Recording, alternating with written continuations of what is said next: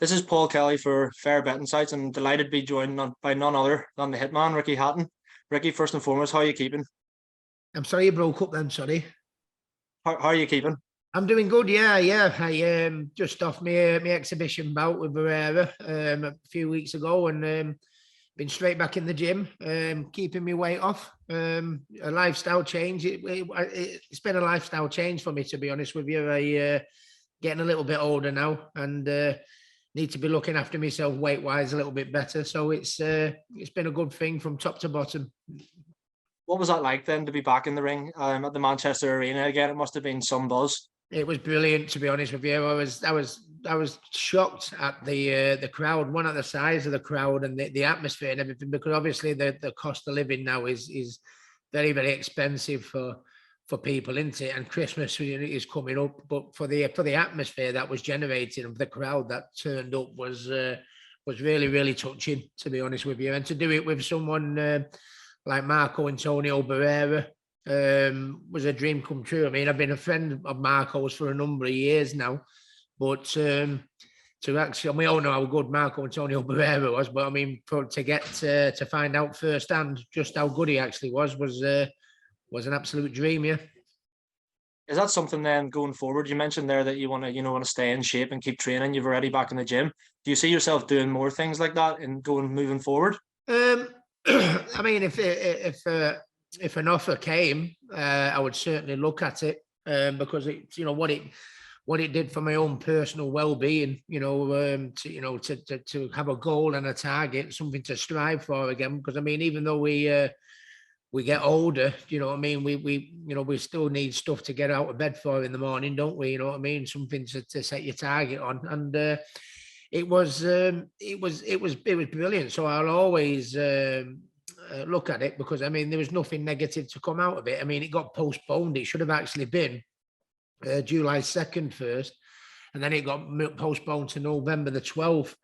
But I kept in training, I kept in shape, and I think that it's been the way forward, and it inspired a lot of people as well because the amount of letters and that I got from people just turning around and saying, "Oh, Ricky, I've suffered from mental health," and to see what a bad way you was in a few years ago, to see you so positive and doing what you've done has been really inspiring. And people that have had problems with the weight, I've said, Ricky, for you to get in the shape you got in at 44 years of age, Ricky has been, so it's there was nothing negative to come out of it. So if you look at it from that point of view, if an offer come in to do it again, I would certainly consider it. But I am 44 now, going into training camp every 5 minutes is a lot tougher these days. But I'd certainly look at it. There was nothing negative to come from it, yeah.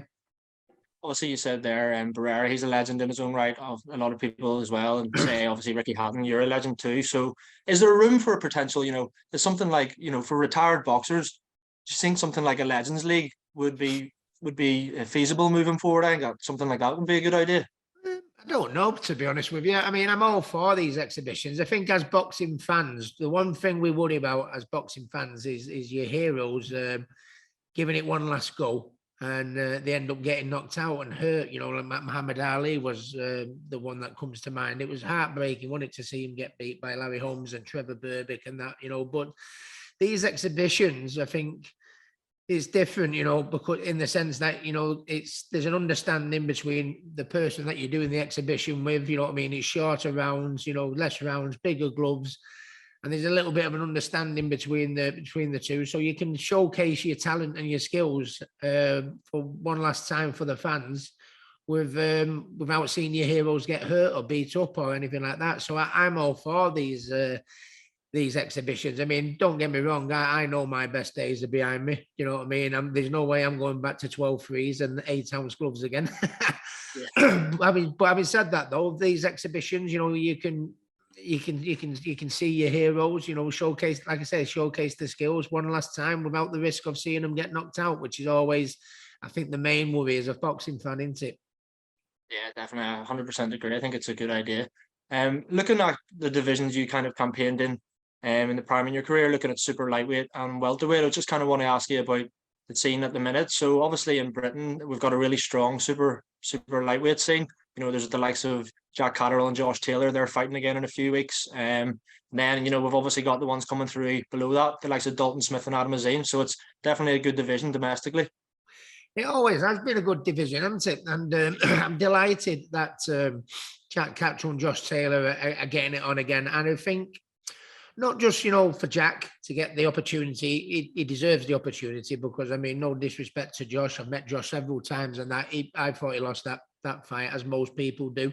But in fairness to Josh has insisted, you know, that he wants it. They're having the rematch, which is what champions do, don't they? You know, if there's a little bit of a question mark there, Josh has been proven the champion he is by giving Jack another chance. You know what I mean? So, and I just hope, because obviously Jack Catterall trains in Manchester with his trainer, my friend Jamie Moore. So I see a lot of Jack, and it was really heartbreaking, you know, from a financial perspective, what he would have done if he'd have won all them titles. You know what I mean? It would have been, you know, incredible for him. So he sort of like missed out a little bit, but at least he's going to get he's going to get another second chance. And to be honest with you, fair play to Josh Taylor for doing that. Yeah, absolutely. If I had to force you into a prediction, how would you say that the rematch is going to go? Well, if we're going off the first fight, you know, I'd like to think Jack Catterall would do it. But I mean, you know, it'd be just sod's law, wouldn't it, if Josh Taylor was to turn it on? You know what I mean? On that night, because I mean, listen, everyone's entitled, you know, can have a bad night, to be honest with you, and you never know. That might have been Josh Taylor's bad, you know, that might have been his bad night, but. I don't know. I think I'd slightly go with Jack Catterall because I think that would have, you know, I think that performance last time would have put a dent, you know, in the back of Josh Taylor's mind that, you know, he'll think, oh, you know, I think he performed better than, we all know how good Jack Catterall is, but I think he performed better than any of us anticipated, you know, that night. And, you know, you never know, Josh Taylor could have had an off night, but no, I think it's a 50-50 fight. I think it's a 50-50 fight. I think Jack just had one of them nights where he was, you know, he was bang at it. I think this one will be a damn sight closer, but still could go either way. Yeah, absolutely. Looking forward to that one at the beginning of next year. A fight that hasn't been made that we thought we would see by the back end of the year. And I'm sure you have interest in this as well, given that you fought at welterweight before. Obviously, Errol Spence and Terence Crawford, arguably the two best welterweights in the world right now. But they just don't seem to be able to agree to a fight. Is that frustrating for you as a fan? And also, if that fight did happen, we've had the same thing, and sometimes it happens with boxing. I think we've been blessed by a load of good fights recently, but yeah, it's like, you know, like the Tyson Fury AJ situation, isn't it? You know, everyone's demanding it, the two best heavyweights, and it's just not, just doesn't seem to be happening. And it's the same with Crawford and Spence, to be honest with you. Two unbeaten former world champion, you know, world champions, pound for pounders. Do you know what I mean? These fights, you would think it's a must for the sport. If these fights don't happen, it's bad for our sport. And I think with so many things going wrong sometimes when you've got, you know, you've got your YouTubers fighting UFC and UFC fighting boxers and then fights that catch weights and this and that, you know, it's, you know, the one thing that, you know, we'll forgive them. But if main fights like that need to happen, don't they, to make our, you know, our sport, I wouldn't say it's going downhill, but there's so many, you know, the entertainment value is sometimes more important than the titles that are at stake these days, isn't it? You know what I mean? It's like, you know, you've got two unbeaten fighters there, former world champions, you know, at their height, pound for pound is at the height of the division, and it's not happening. But then you'll get a YouTuber who's got, you know, 50 million followers that, you know, gets the limelight. You know what I mean? Those are the fights that should be getting the limelight, isn't it? And they should be happening, which is but it's heartbreaking, you know what I mean? And it's been on the cards for a while, and it's just, for whatever reason, just doesn't seem to be making any progress, does it? Yeah, no, I completely agree. Funny you mentioned Tyson Fury and Anthony Joshua there. Surely that's just too big a fight not to happen. Like, it has to happen, doesn't it? Yeah, I mean, Tyson was the other week, wasn't he? Tyson was saying, well, you've got till 5 o'clock, to make your decision and this, that, and all the rest of it. And I love Tyson and that, but I mean, it's that big a fight. You can't just, be given till tea time on a Monday to sign it, because it's that big a fight and it does take time. But I think, yeah, we're running out of paint, and I don't think it's anyone's particular fault. Big fights like this, it takes time to agree. When you've got a different promoter, you've got a different TV company. Do you know what I mean? And it's frustrating. But I mean, the boxers want it. The boxers are the ones that always want the fights, and it's just the politics that sometimes get in the way. But I think I think Frank Warren wants it. I think Eddie Hearn wants it. I think Tyson Fury wants it. I think AJ wants it, but it's just not happening. And I can't put my finger on what it is. But I'm pretty confident we're gonna get it over the line sooner or later. To be honest with you, and there's the Usyk fight. That's another one, isn't it? They've got the AJ, got Tyson, you got Usyk, and if we can't get the AJ fight, let's try and get the Usyk fight on. But it's not seemed to be happening at the minute, and I can't really put my finger on it because of this. The AJ fight, the Tyson fight, it's been what? We're talking 3 or 4 years now where we've been talking about it. Yeah, definitely. It doesn't look good on the sport when Crawford and Spence isn't happening. When we all know it should happen. When AJ and Tyson aren't happening, it don't look good on. But and then those are the proper fights, and then we got the YouTube crew, and nicking all the limelight. These, for the sake of our sport, we need these fights to happen, I think. Definitely. I'm going to touch on the YouTube in a bit, but just if say in an ideal world, Fury and Joshua do agree and they fight at Wembley Stadium in summer next year, who would you be backing there? Do you think Tyson would have a wee bit too much? I think Tyson's just too good in every every department, and we saw in and no disrespect to AJ intended, obviously what AJ's done, Olympic gold medalist, 2 times heavyweight champion of the world. You know what I mean? His legacy is cemented to a degree, but obviously this is the fight that I think they both need to have. But I just think, I mean, AJ showed that he can be outboxed, didn't he, against Usyk? Do you know what I mean? And when you think about it, Tyson's a bigger Usyk. Do you know what I mean? He's got the height, he's got the reach, he's got the ability. He can box at southpaw, he can box orthodox, he can fight, at the close quarter range. He can fight from a distance. He's just a good all rounder, But AJ, you don't get an Olympic gold medalist if you can't, he haven't got the boxing ability. He's obviously got the punching power. If anybody's going to beat Tyson Fury, it probably will be Anthony Joshua. But I just think that Tyson just has all the advantage. I think his boxing brain. I think he can change his tactics mid-fight, and stuff like that. Because I mean, how versatile he is. He can go to war. He can box at a distance. With wonderful defense, southpaw, orthodox. And I don't know whether AJ, who's been done the country really, really proud, with 2-time heavyweight champion of the world, Olympic gold medalist. I don't know if he's good enough to suss out the puzzle of Tyson Fury. I think he'd just be too clever and too good all round. I just think. Yeah, I think hopefully we get it over the line and we'll find out some way. Absolutely. Yeah.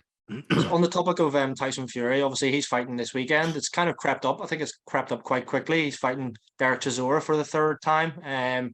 Do you see that a lot of people have kind of been a bit aggrieved and angry that this fight's been made? Do you think it's more competitive than people are perhaps perceiving it, or do you think this is just a routine for Tyson? Well, it's the 3rd time they would have boxed, isn't it? So it's so you think what we're going over old ground for, though. But Derek is, he's still hanging in there. He's still knocking on the door. You know what I mean? He's still been putting performances in. And he still deserves his shot. And when you think, I think we all want to see Tyson and Joshua. Or if we can't get Tyson and Joshua, we want to see Tyson and Usyk. And if we can't get Tyson and Usyk, we'll watch AJ and Usyk, can't we? Those are the top 3 that we want to see in the mix and fighting each other. But then after that, you've got the other batch of heavyweights, and there could be about 6, 7, 8, and Derek's one of them that's in there. Do you know what I mean? He's a larger than life character. You know what I mean? He's entertaining. You know what I mean? It's just, I think the fact that Tyson's already beat him twice doesn't make it look good. But at the end of the day, if the big fights are out there, they can't be done. Tyson's still got to be fighting, hasn't he? Do you know what I mean? You know, he's still got, you know, his bills to pay. Do you know what I mean? You know, he can't be sat around waiting for the AJ fight, because we've been waiting for 3 years, haven't we? He's got to get on. He's got to get on with it. And I think, you know, if we can't make the Joshua fight, we can't make the Usyk fight. There's a batch of heavyweights, and it just so happens that Derek happens to be in one of them batch, doesn't he? Where the contender's knocking on the door. So I can see why people are disappointed in it. But if one thing boxing has taught us, you know, there's always going to be upsets, especially in the heavyweight division. If Tyson, you know, we're all talking about Joshua, we're talking about Usyk. If he takes his eye off the ball, Big D can, if it lands one, you know what I mean? And Tyson's been on his on his backside a couple of times, hasn't he? And what with the fights with Wilder, there's a few more miles on the clock now with Tyson. So, you know, you never know, do you? But I think at the end of the day, I think Derek's, you know, probably deserves his shot. He's kept knocking on the door. He's entertaining, and I mean, I think we'll forgive this fight, won't we? If we get the main fight, you know, that we're after, you know, the Joshua one or the Usyk one, you know what I mean? You can, you know, but if that's not going to happen in the meantime, you know, that's what we can. It's a domestic fight, 2 British heavyweights. That's the way we've got to look at it, isn't it? I guess. Yeah, definitely. You're right. If I had to ask you for a prediction, how do you think it would go? The first one was obviously a unanimous decision for Tyson, and the second was Chisora retiring on a stool, I believe. It's 8 years since their rematch between the trilogy. So what would your prediction be, Ricky? I would probably say Tyson Fury by maybe a late stoppage again. I would love I love Derek Chisora to bits. He's absolutely first class. But I think there's a fair few miles on Derek's clock now, isn't it? You know what I mean? I would like to see Derek, you know, after this fight, most definitely after this fight, hang him up, to be honest with you. But Tyson is. I think Tyson's a little bit fresher. He's got all the attributes as we mentioned about with the height and reach and this. And I think Derek's been to the well a few times now. Do you know what I mean? So I think, maybe Tyson by a late stoppage or something like that. But it'll be entertaining. Derek will bring it to him. You know what I mean? For as long as it lasts, I think we might find that he's eating fresh air for long periods. You know what I mean with Tyson? But yeah, I think Tyson might maybe a late stoppage. Yeah, thanks for that, Ricky. Obviously, again, it's something that you've already touched on before. YouTube boxers, again, some people hate it, some people don't mind it. What's your opinion on the whole YouTube boxing scene that seems to be coming to fruition these days? Well, I'm old school, isn't it? You know, the one thing I wanted to do when I was coming up was to be the world champion, to be the best in my weight division and that. But since that, you know, the world has the fighting world has just moved on leaps and bounds. And I think, you know, we've got UFC, which is mixed martial arts now, which is massive. We've got boxing, you know, and it's. I think even though you're old school, I think we've all got to move with the times. I think because I mean, if you don't, he's going to pass you by. Do you know what I mean? If you say, "No, I want to fight. I wanted to fight this guy. I want to fight that guy. I don't want to fight a YouTuber," because you know that's where all the money is. You know, you've got your Jake Paul, massive name in it. Everyone wants to fight him. You know, his box office value, but I think. As old school, I think I would put up with the Jake Pauls and we'll put up with this fight and that fight and YouTubers and this and that. If we got the AJ and, you know, if we got the Tyson and AJ fight, if we got the Spence and Crawford fight, you know, if we were still getting them, you know, who cares about the other ones? If as boxing purists, if we're seeing the fights we want to see and that we're bothered about, you know, they can do their thing, you know, but at least we're getting as a boxing fan, you get in the main fights. But that's what I mean. It's bad for our sport now, because our sport's got a few little things, happening to it that it wasn't happening years ago. Do you know what I mean? Like the YouTubers and like, Floyd Mayweather fighting a mixed martial art guy, and stuff like that. I think what will save boxing is these mega fights, like the two fights we just mentioned, take place. And then, I think nobody would be bothered about the YouTube crew if we were getting if boxing fans were getting the fights that we really want. Yeah. Do you think that, like sort of a Jake Paul, he obviously views himself as a boxer now, but do you think he can't really be called that? But it's not credible until he does fight a boxer. Obviously, there's been quite a lot of rumors and talks with Tommy Fury. So if that fight was to happen, do you think then it's more like fair play to him for that? Yeah, absolutely. I mean, to be honest with you, let's have it right. He's a YouTuber, and he's going into boxing. Do you know what I mean? So I think the way he's done it is the correct way of doing it. Do you know what I mean? He's a YouTuber. So you fight this guy, you fight that guy, and I think he's because he's got a few rounds under his belt now in the boxing ring, if you like. I think now he's dipped his toe in the water. Now is the time for him to fight a boxer, you know what I mean? And to see how he goes. I mean, but ultimately, he's done more professional rounds than Tommy Fury. Do you know what I mean? So, you turn around and say, oh, is he a boxer? I think he's gone about it the right way. But now he's fought a basketball player and he's fought a UFC player. I mean, I get it because he's a YouTuber. So, yeah, why not? But now he's reached the time, if he is going to speak of himself as a professional boxer, he needs to fight a bit more of a dangerous opponent next time up. But I think, fair play to him. Do you know what I mean? He's gone right. He's a YouTuber, gone right out of his, comfort zone and gone into the hardest game of all in boxing. And yeah, he may have fought a basketball player and he may have fought, but why shouldn't he at first? But now if he likes to he wants to refer to himself as a boxer, yeah, now's the time he's got to fight one, hasn't he? Yeah, no, I definitely agree. Do you think then, if it was to happen against Tommy Fury, I assume you would be backing Tommy Fury to win that fight?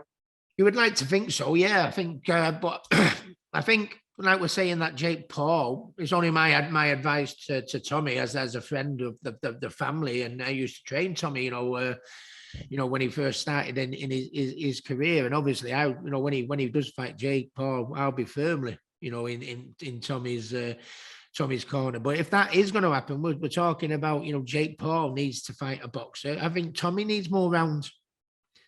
Do you know what I mean? Tommy's not really getting the rounds, is he? Do you know what I mean? And he ended up doing an exhibition last time, because he came in overweight. I think Tommy needs the competitive rounds. Never mind Jake Paul. You know what I mean? So, but hopefully, and that is from Jake Paul's point of view. That would be more like it, fighting somebody like a Tommy Fury. But I think Tommy Fury beats him all day long if he gets a few more rounds in his bank. So, because Jake Paul's done more rounds than Tommy. And I think once Tommy's knocked banged out a few 6-rounders and got a few 8-rounders under his belt, I think it's no contest. Yeah. But because he's only done a few rounds himself, he hasn't probably got that natural stamina that we all, and it's not just for Tommy, it's for Tommy, for Mayweather, for me. You need them rounds in the bank and under your belt, and Tommy's not done it yet. And I think that's the only thing that gives Jake Paul half a chance. But I think if Tommy got a few rounds under his belt and built that stamina up, I think it's an easy fight for Tommy. Yeah, no, brilliant assessment, Ricky. Look, putting a more positive spin on taking it away from the YouTube boxing, I think it's fair to say in recent years the whole female side of boxing has been magnificent. We're seeing Katie Taylor, Amanda Serrano. That was one of the fights of the year. On your card there. Never mind. One of the best fights for ladies, but one of the best fights. But period, it was incredible. Definitely. Do you know what I mean? Definitely. And what a flagship fight, for ladies boxing. And I was very fortunate to go to the Clarissa Shield Savannah Marshall in London, where it was an all ladies bill. Do you know what I mean? All the fights were, and it's the standard of ladies boxing is absolutely is incredible. They've come such a long way from when it first started. And I must admit, I wasn't a fan of ladies boxing when it first started. Just simply, I didn't like the ladies beating each other up and blood all over ladies' faces. I just thought, oh, it's not for me. They're seeing ladies, cut and covered with bloods and black eyes, and so I wasn't really a fan. But totally forgetting the main reason is, listen, if ladies want to do boxing as well as men, and it's a passion and it's a dream for them, they deserve as much chance as the men to go and fulfill them dreams, and go for them dreams. So, I mean, even though I wasn't a fan early on, I think ladies deserve the chance just as men to go and reach for the stars and, go and fulfill their dreams. And the way it's took off now, ladies boxing from a few years ago, it's absolutely incredible. I actually train a lady boxer, Chloe Watson, who boxed Saturday. Just gone. She's 4 unbeaten now. So I trained a lady boxer, and she boxed in the GB team years ago, multinational titles and multi-nation titles. So I've got high hopes for Chloe. But ladies boxing, yeah, it's top draw. Really is top draw. Yeah, I agree. I think it's brilliant for the sport. Perhaps one thing that isn't brilliant for the sport and that I want to touch on is pay-per-view prices nowadays. Obviously, a few years ago, 2-3 years ago, it was 20 quid on Sky Box Office to watch a fight. Yeah. And then it's gone up to 25. We're seeing Fury Chisora 3's £27. Is that just, it's almost like, it's unaffordable for some boxing fans, isn't it? Yeah, and I don't know, you pay your BT or your Sky, your subscription, your subscription fee, and then, then they put the box office is like, for 30 quid, nearly 30 quid. It is incredible. And when you think of the cost of living now, for everybody, do you know what I mean? To keep banging the prices up on the box office, it is, I guess it is what it is, to be honest. I mean, I was delighted that my exhibition ended up being on Sky Sports, because my exhibition previously, before that was going on a channel on the internet on box office. So, unless you bought a ticket for the fight, which is tough for people these days, and unless you paid for it on box office, you wouldn't have seen me fight Marco Antonio Barrera. But then when Sky come on board and it went on Sky Sports, fight fans could see it for free. So I was absolutely delighted, that was gonna happen. But yeah, it seems to be going up and going up and going up, the box office, and it just, I don't know, I don't see it changing anytime soon.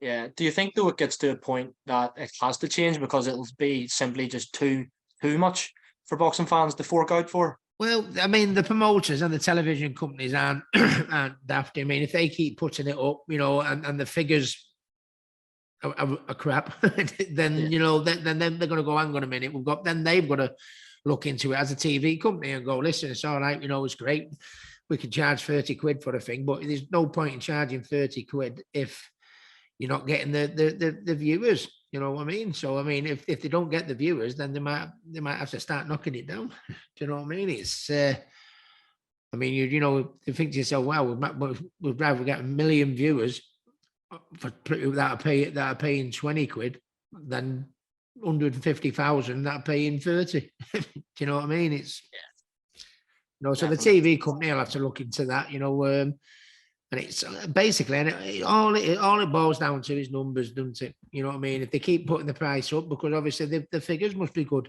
but if they keep putting the price up and then all of a sudden they're not hitting the amount of views, then they might have to do a double shuffle and start knocking it down. Yeah, definitely.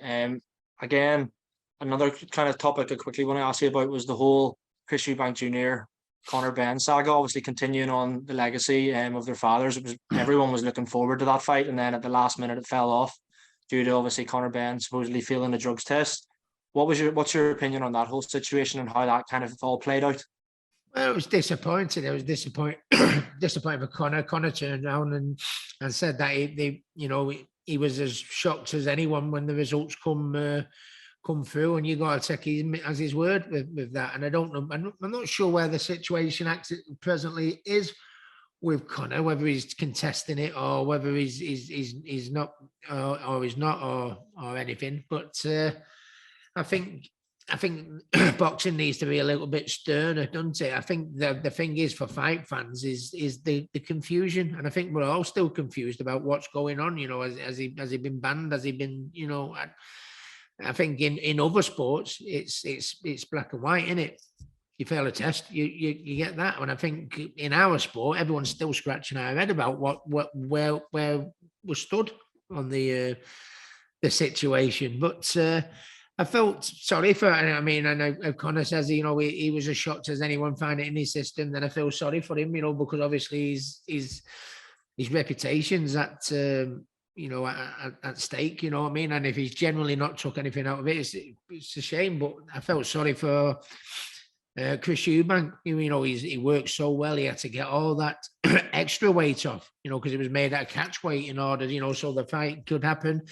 And he did that, and then right at the last minute, the fight got pulled, which is heartbreaking. Must have been heartbreaking for Chris. But I mean, we're talking about some of the good matches that isn't being made. Well, Chris Jr. has been made in a fantastic fight with Liam Smith.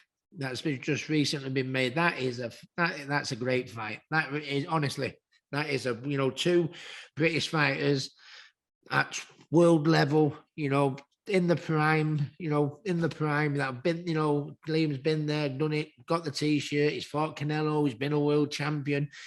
We're all wondering, can Chris become a world champion, everything like that? I think that fight will teach us a lot more about Chris Eubank. And that, he's had one fight, sadly, fell through for him through no fault of his own, but he's tell you what, the sun was shining down on him, wasn't it, when this fight was made, because this is a belter for him. I can't wait for this fight.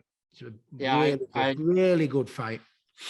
Who do you think wins? I think I definitely say you could say it's a 50-50. I think it is a 50-50. I think Liam's got, I wouldn't say Liam's got miles on the clock, but I mean, he's been there, he's bought the t-shirt. Well, it seems like Chris Eubank Jr., seems like he's been around forever, but he's not. If you look at Liam and you look at Chris, you would say Chris is the fresher, maybe, and maybe that's why a few people would maybe lean towards Chris a little bit. But I don't know. I think Liam is very, very good. He could outthink him and outschool him a little bit. I think we never like to pick. We never like to sit on the fence, do we? But I do think that is a genuine 50-50 fight. I think anyone who if someone goes one way or the other, it's only by that margin. It really is. It's a 50-50 fight, I think, and that's what makes it a good fight. When fights are made and you already know the winner before the bell's even rung. Do you know what I mean? But when a fight like that comes up, and because as fight fans we go, oh, I don't know with that one, and that's what makes you excited, yeah. Yeah, 100%. Looking at the British boxing landscape now as well. Obviously, of course, apart from your son Campbell, who do you see as some big prospects in Britain right now? Perhaps some people that boxing fans don't really know a whole lot about. Who's some prospects that we have to watch out for? Well, there's Admar Amrin, isn't there? He boxed up weekend just gone back. He's 6-0 now with 6 knockouts. He looks a good prospect. I think you've got Dalton Smith, who's a very good prospect. Fraser Clark is probably the next heavyweight that's coming through. We're talking about Tyson Fury and Anthony Joshua, aren't we? And it's nice to see we've got the conveyor belt just coming to take up. You've got Daniel Dubois, who's a little, who's knocking on the door of a world title now. But Fraser Clark is a great prospect, and there's another one who's, I don't know whether he's from Liverpool. He's called Nick Ball. Yeah, Nick Ball. Yeah, I like him. Really like him. He's exciting. Goes for the knockout. He's very, very explosive.